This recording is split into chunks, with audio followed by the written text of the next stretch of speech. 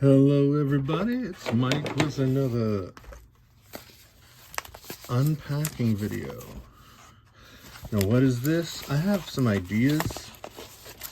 I do have some ideas, but I don't know for sure because I like to make my job plus my hobby act or be like Christmas. So I know I've bought some stuff recently on eBay, but I don't know which package this is. And I'm just trying to figure out the best way to get it open. I might have to grab the trusty steel ruler, but I think if I get through this label... Damn you! Okay. Okay.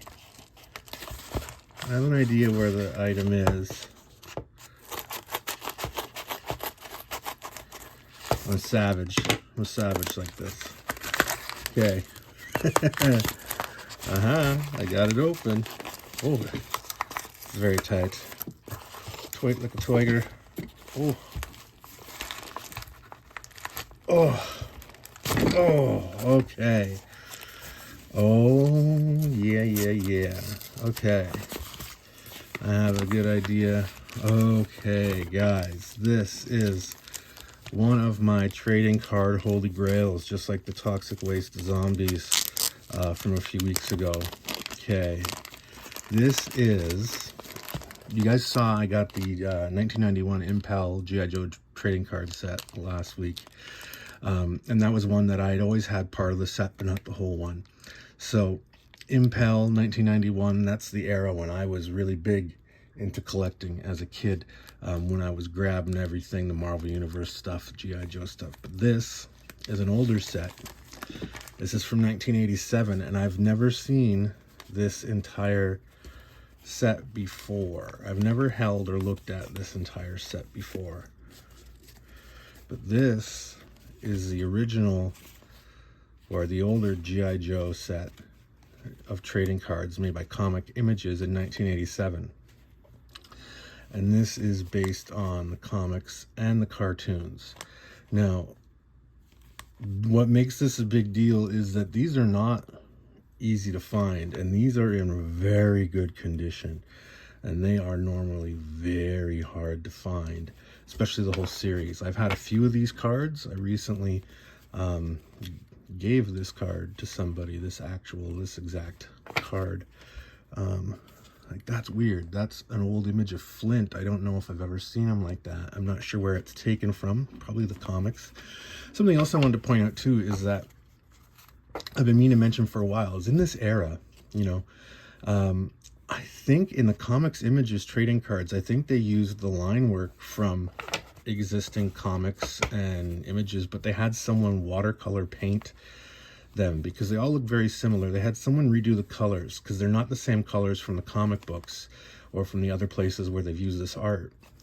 And not just that, but you have to keep in mind, this is before they had the ability to just grab an image on the computer. Right now, you know, they can make a trading card set out of a single comic book. They could just grab panel artwork and put it on a card in Photoshop or any other program, because Photoshop is too expensive. I don't care if it sounds cheap because of their subscription model. As a professional who's used it, there are better options. Anyway, like Roadblock. I'm not even sure if this might be an original illustration for this card. Anyway, super cool, super cool. Anyway, so back in the day when these were made, they couldn't just grab an image on a computer and throw it into a layout. It didn't exist. They didn't have InDesign. They didn't have Quark Express, if you go back further than that. They didn't have all that stuff. So they literally had to use either film or plates or what would have been called... the term escapes me right now. A type of... Now connected to office. You know what? I'm not even going to comment on that because that's, you know, my Amazon machine that is constantly chiming in when it's not necessary. Love that technology. Super convenient. Always works so well, especially their weather forecasts.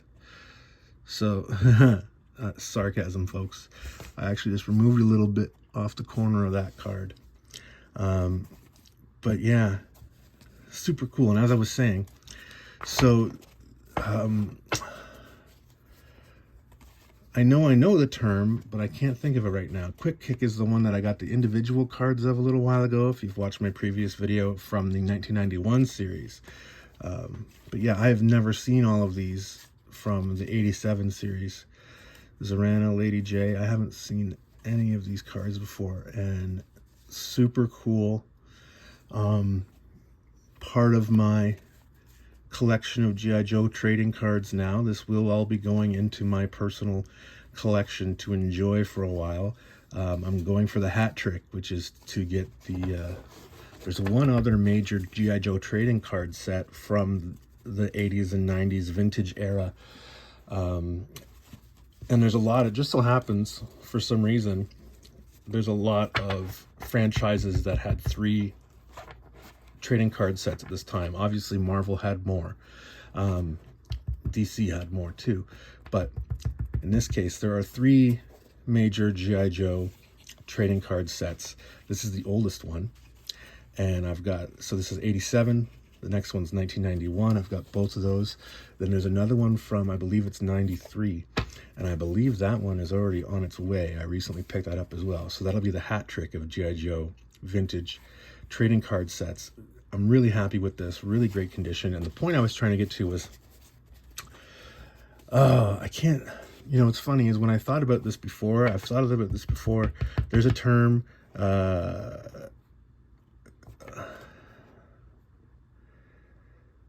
I want to say letraset, but that's not it. It's an old-fashioned term for really detailed photocopy. And so what I was getting at before is they couldn't just digitally throw this stuff around. They couldn't digitally color. They couldn't digitally just grab an image and throw it into a template. So these all had to be produced at some point by hand using copies or film from the original line work for the comics they were used for, or the cartoons. And then somebody has done new coloring on these, because I know this is not how the coloring looks in the comics and other media.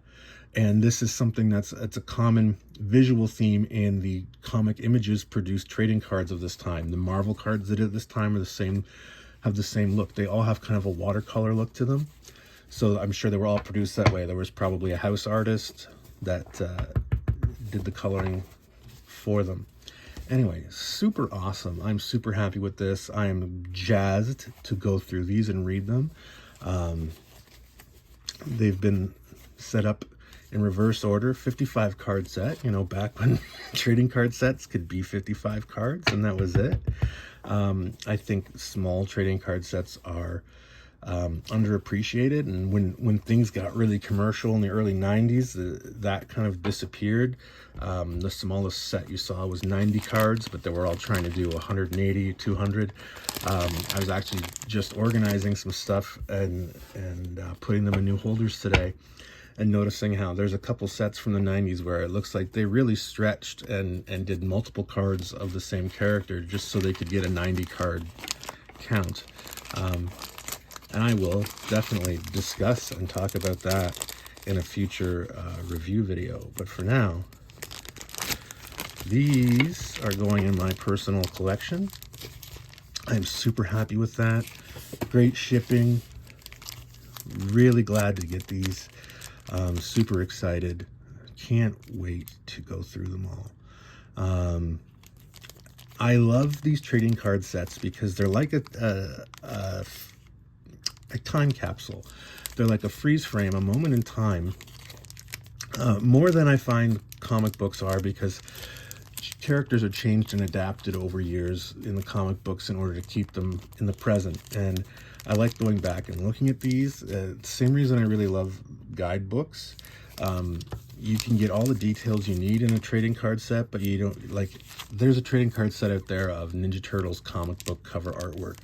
I'm never going to have the money to buy all those Ninja Turtle comics, but I want that set, even though it's very rare and it goes for like $100. But yeah, this is super awesome. Super happy with that. Now, do I have something from the store that I want to show off? I don't want to keep showing off my own work just because I don't know that you guys are interested in that. It is easily accessible right now. What else do I have on hand? Well, I do have some of these trading cards. They're not in the store right now, though. Well, why don't I just say this? We'll skip it for now. You spent enough time watching me open these cards, and I really enjoyed it, and good enough for me. I don't need to plug anything right now, but you know you can always get awesome 80s and 90s vintage collectibles like these trading cards from me on my eBay page. And where can you find my eBay page? It's linked to my website, where I show off some of my creative work, and that is at mikegagno.ca, which you will see in the description down there. Thank you very much for watching, and I hope you have a great day.